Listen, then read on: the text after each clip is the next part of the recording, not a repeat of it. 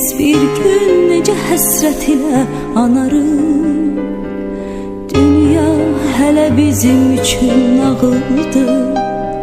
Min arzun alışırdıq, yanırdıq. Özümüzü biz hamıdan ağır, özümüzü nə bəxtəvər sanırdıq.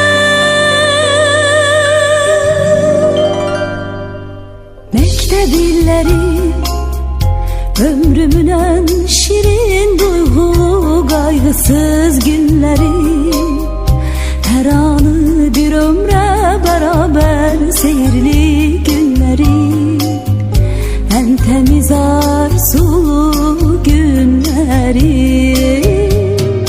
Məktəb illəri ömrümün en şirin duygulu kaygısız günleri,